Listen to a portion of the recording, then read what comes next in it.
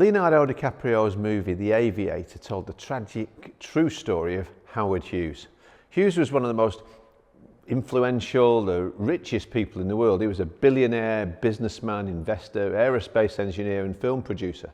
He was the man who had great success and rewarded himself with everything that money could buy, and he had fame and he had power and built this enormous business empire. He dated Hollywood's most famous actresses, including Ginger Rogers and Joan Crawford, set world speed records in the air and on water. He lived a life of excess, which meant one night he ran somebody over by accident in his car after drinking, but he was able to pay off enough people that he didn't spend more than one night in jail for it. As he grew older, his obsession with getting more and more and more wealth and control and hanging on to his life, fear of death consumed him. He became increasingly paranoid, isolating himself in hotel penthouses, avoiding human contact, living in extreme secrecy. He developed an intense fear of germs and refused to let anybody touch him. Despite his fortune, he neglected his health, living in what he made into squalid rooms in five-star hotels, refusing medical treatment while spending his final sad years in a drug-induced haze. When the man who had everything died in 1976, his body was so emaciated and neglected, the FBI had to use fingerprints to identify him. There were no close friends or family to mourn him. He left only the money that he couldn't take with him to be split between 22 distant cousins. It's sobering to bear Hughes' story in mind as we continue our series today, which we are calling Work, W-O-R-K. And what are we really working for? We've looked at W, that work is worship, that's one way that we can honour God with our work. O, that we are all occupying our time on the earth one way or the other, whether in paid employment or not right now. And today we're looking at the letter R. What reward are we focused on in this life? What target are we aiming at? Whether or not we hit it, is it the right one? And how do we decide that? One of the books that's most impacted me in the last 15 years or so is called Half Time. It was written by another wealthy American who was involved in films and media too, and his name was Bob Buford.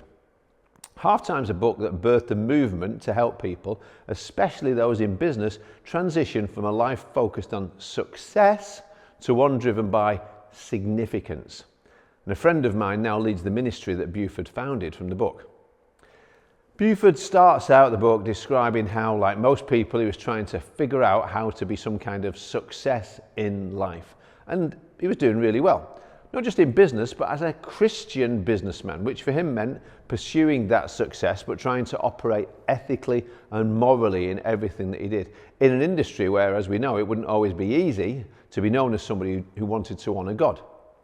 That success ended up bringing its rewards, beautiful homes, cars to drive, and he didn't get drunk and run anybody over. So yes, he was a Christian, not doing anything bad, working hard and honestly, and you might think that was enough. Many people, of course, would more than settle for that. But then, as you're reading through the book, there's a shocking moment out of the blue. You turn the page, he describes the day when tragedy struck in Bob's life.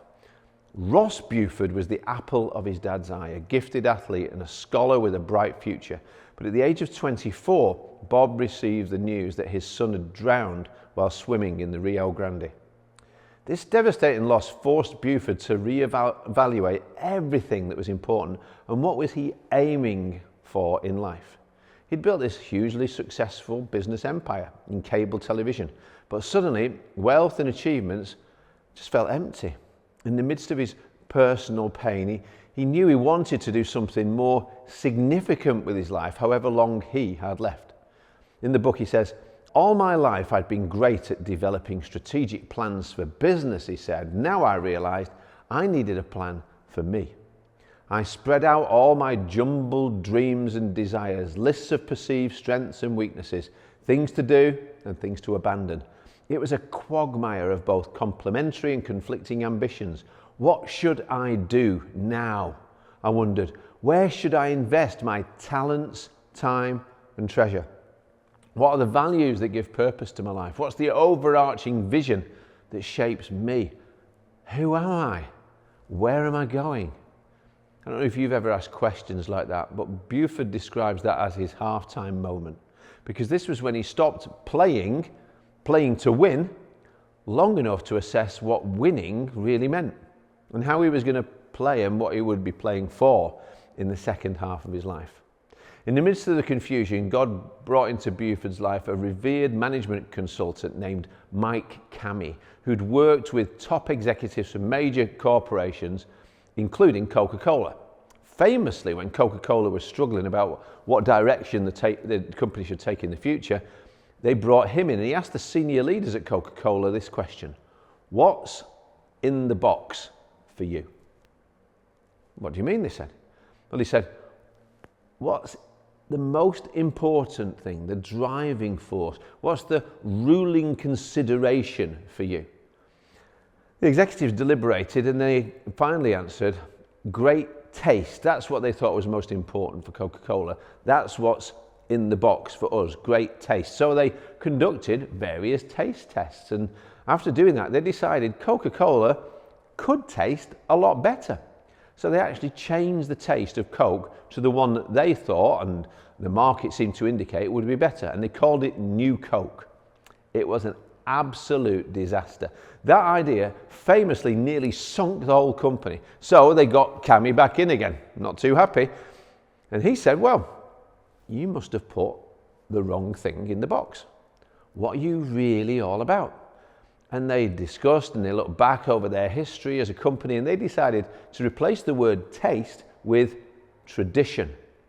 Classic Coke was the result. They went back to that, and the former success was not only restored but multiplied.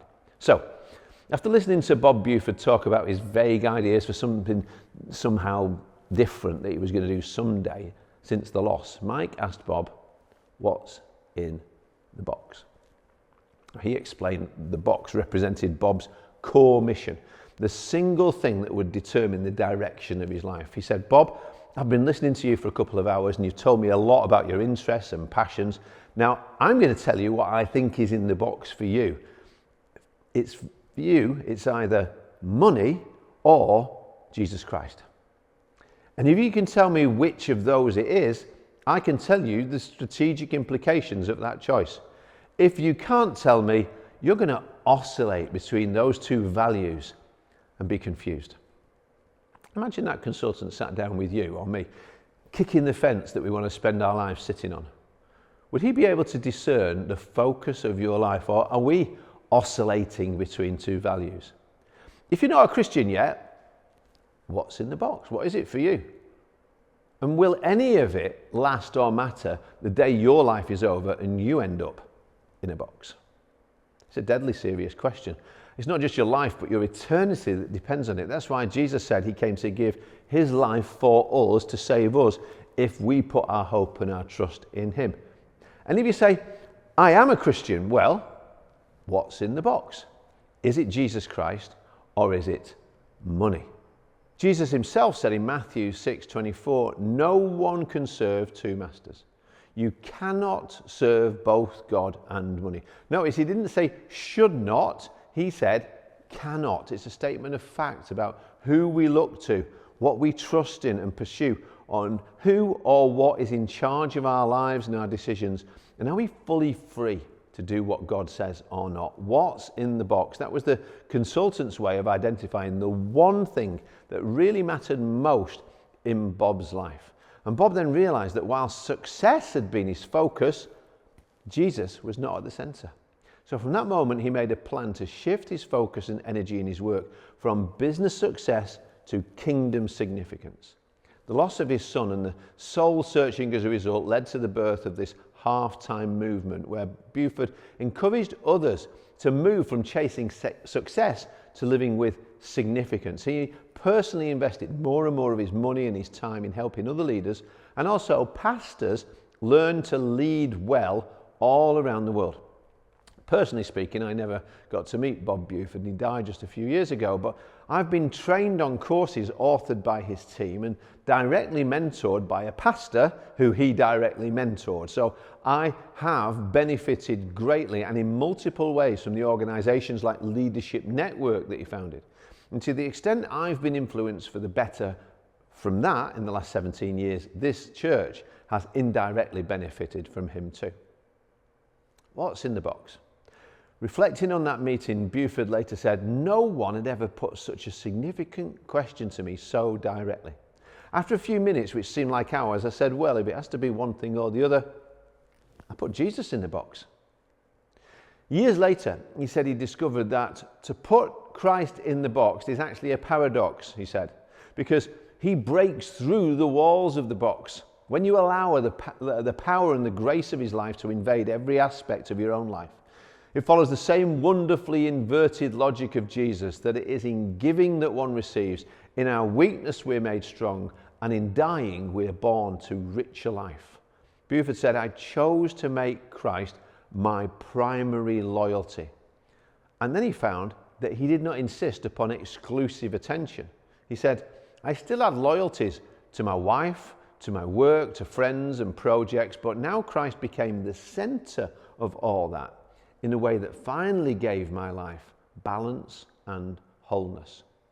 Instead of simply making more money and chasing the rewards of earthly gains, so-called success, he focused on significance, because now he wanted to help others find fulfillment by investing in eternal things, serving God and others in meaningful ways that gave life true purpose. Even though at times we'll all suffer tragedies and hard times, however old or young we are, have you had a halftime moment? You know, during halftime you just have to stop playing and listen to the manager. I hope it didn't take a tragedy, but Buford saw that the hard times can become the halftime if we stop and if we take it as a pivotal moment leading to a season of reflection. So when did you last assess your priorities? What's your greater purpose for God, from which there's no retirement? There can always be reinvention and reorientation of your life's mission. One of the key things Buford stressed was that he didn't have to go and become a pastor himself to work for God and his kingdom. He carried on doing what he'd been doing before, but now he was leveraging all of his God-given talent, strengths and influence for kingdom impact. So rather than stepping away from work entirely, half-time people learn to increasingly apply their experience, leadership and financial resources to causes that help other people find Jesus, and doing whatever you can to serve other people, including mentoring, coaching, investing in future generations. That is significance.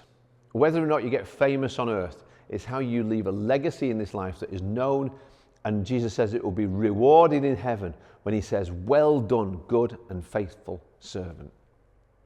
Another young man once stood assessing his life from the viewpoint of somebody who'd been attaining a great deal of success until that point, with questions quite similar to Bob Buford's. He came to Jesus, stepped up to Jesus on the road and asked him what life was all about. Recently, a friend of mine told me a story that he got a text on his phone, and the question came up from his brother that said, "What do you want from life?" And he thought, oh wow, I don't usually get my brother asking me such deep philosophical questions. I need to ponder that a little bit. And he thought about how he'd recently had a kidney transplant and what's life all about. This was one of those moments as he sat there thinking about it. Why would my brother send me that text? And yeah, what do I want from life? And then a couple of minutes later, as he was pondering the significance of that, his brother then texted him again and said, "Sorry, texted wrong. What do you want from Lidl?" You can laugh, it's okay. You can read about the meeting that Jesus had with the rich young ruler where he was questioning what he wanted out of life in Matthew chapter 19. The rich young ruler, as we call him, felt like he was living a good life. He was doing well. He wasn't killing anybody, committing adultery. He was just trying his best to honor his parents, told the truth and so on. But he said to Jesus, What do I still lack? Something's missing. Do you ever feel that way? Like you have so much, but still something is missing. Well, Jesus told him, what you lack is having the right thing in the box. In your case, Jesus said, I recommend you go and sell those possessions that are possessing you and give to the poor. Don't just live to get, give. Put some treasure in that heavenly bank account that's got your name on it, not just the earthly one, because Jesus can see your balance up there. And Jesus is like, I want to reward you for that. So write my name in the center of the box and come and follow me. Jesus was telling him, you're going to have to take out what's in there and put something else in the box. But the text says when the young man heard this, he went away sad. The word could equally be translated as angry. Why? Because he had great wealth. He was like, I can't take that out of the box. You see, we say he had great wealth, but really it had him. What has you? What's the main driving force? What's the ruling consideration in your life? Jesus, you see, doesn't just ask this question once. We get this question asked over and over at every age and stage of our life.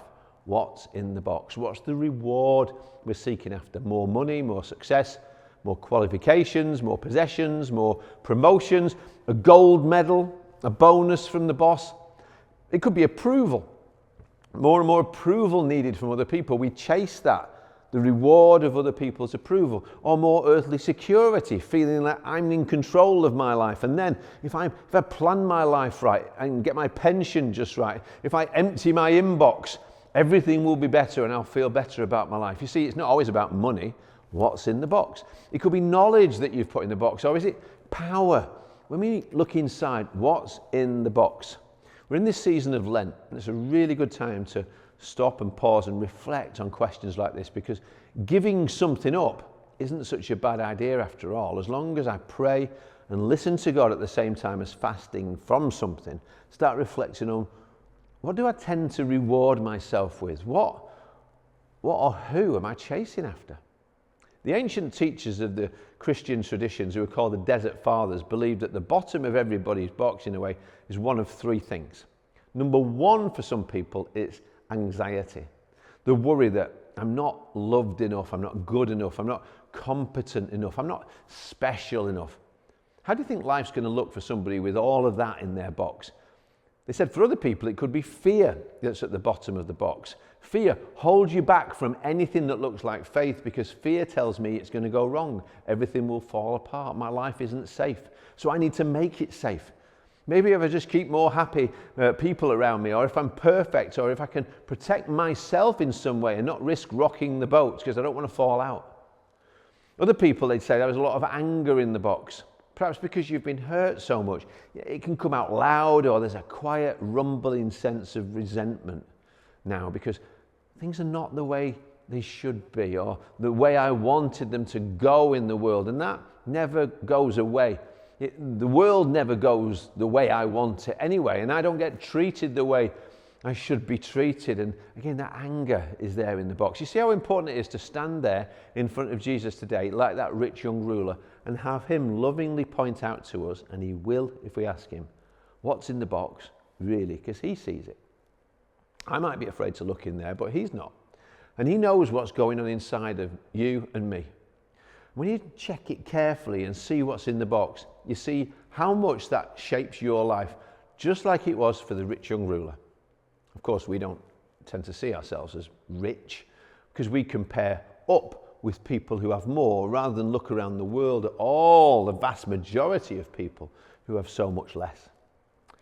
But we would be included in those who Jesus said carry lots of bags and baggages and boxes through life. Like the camel, he said, that has got so much baggage, there's no way it will fit through a gate. In Matthew 7:13, he said, wide is the gate and broad is the road that leads to destruction, and many enter through it. But small is the gate and narrow the road that leads to life, and only a few found it. When he saw the rich young ruler walking away, Jesus loved him. But then he said to his disciples, it's really hard for rich people like this to enter the kingdom of God. He said the gate is like the eye of a needle. And when the disciples heard this, they were astonished, and they said, who then can be saved? Jesus said, with man, this is impossible, but with God, all things are possible. We need to work with God on this. In other words, this isn't a change any of us can make ourselves. We need God. We need grace. We need to invite Jesus to take that look inside of us and then to give us the power to swap out what's in the box. This Lent, Jesus comes to each of us saying, it's okay because he can do the impossible, the thing that we can't do ourselves. Now, if we don't let him do that, we might not end up as lost and sad and alone and empty as Howard Hughes did. But unless we invite Jesus to come and take out what's filling that box, if we just continue pursuing our own version of success, the tragedy wouldn't be for most of us that we're going to live like Howard Hughes and end up like that. But actually, it would be that we're never going to do much of anything significant in our lives, like Bob Buford would have done when he was only seeking success. Imagine Jesus standing in front of you now. And if he sees anxiety inside of you, if you'll ask him to, he takes it out. He says, I can handle that. Will you let me take its place? I can put peace in. My peace the world cannot give. It comes by trusting me. Perhaps you know God's been calling you to take a big step, but to trust him, to go and do it seems scary. Fear's in the box, but take that time to pray because Jesus stands in front of you now and says, I can deal with that fear that's running your life and holding you back from really living it to the full and for me. Will you let me? Put me in the center. He says, do not fear, take courage, it is I am with you always and I'm right with you now.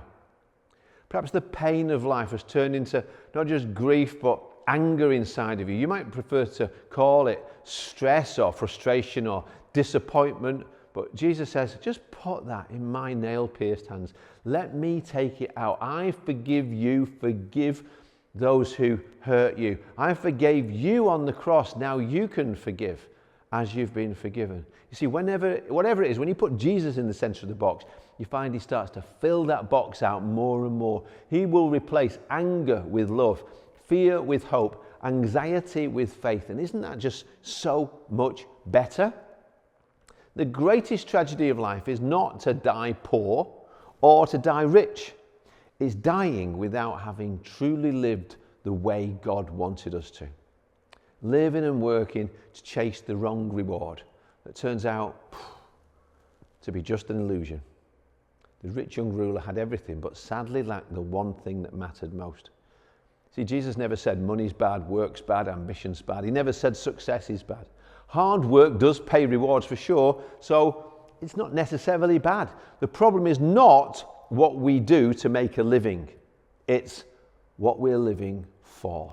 So again, what's in the box for you?